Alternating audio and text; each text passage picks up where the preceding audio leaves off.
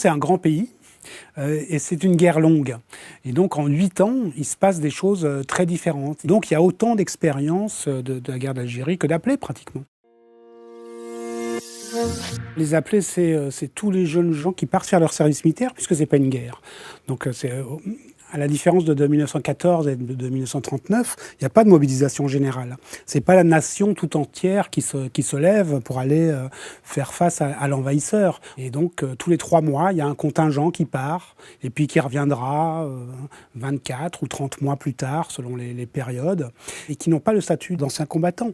Donc c'est quelque chose de très très singulier, le statut des appelés. Ils n'ont pas tous le même point de vue sur la situation là-bas. Parfois, ils n'ont pas de point de vue du tout. On leur a appris quand même que l'Algérie, c'est la France, puisqu'à l'époque, c'est des départements français. C'est pas comme le Maroc ou la Tunisie. L'Algérie, c'est vraiment un statut à part. Et donc, ils partent en se disant, on va défendre la France, quoi. Tu ferais quoi si on t'empêchait de travailler? Tu ferais quoi si on occupait ton pays? On se bat pour la France. Et puis, quand ils arrivent là-bas, ils se rendent compte que c'est pas vraiment ça non plus. Et donc, ils vont évoluer tous, les uns et les autres, de façon différente, mais ils vont découvrir autre chose.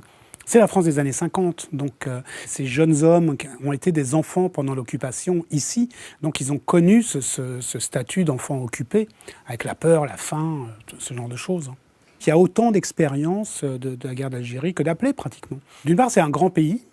Et c'est une guerre longue. Et selon les endroits, selon qu'on est dans les Aurès ou dans le désert ou en ville ou dans des régions calmes, c'est pas la même chose. Il y en a qui font les essais nucléaires dans le désert, d'autres qui sont dans la montagne, les chasseurs alpins. Il y a des combats très durs par endroits, des zones plus calmes. C'est Jean-Claude Carrière qui me disait... on s'était rencontrés au moment où j'écrivais le scénario. Il me disait, en Algérie, j'ai pas entendu un coup de feu. Je n'ai appris que la paresse et l'alcool.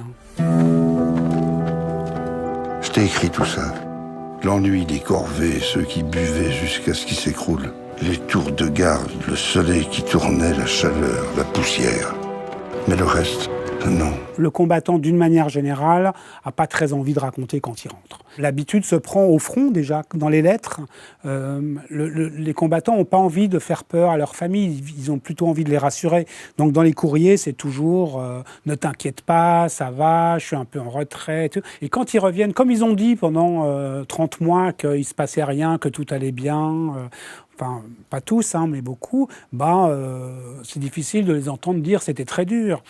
Comme c'est pas une guerre, qu'ils avaient un statut, on leur dit bon, c'est un service militaire un peu long, un peu dur, mais c'était pas Verdun. Ça a été la phrase qu'ils ont beaucoup entendue, c'était pas Verdun. Parce qu'on les renvoie aussi aux guerres précédentes.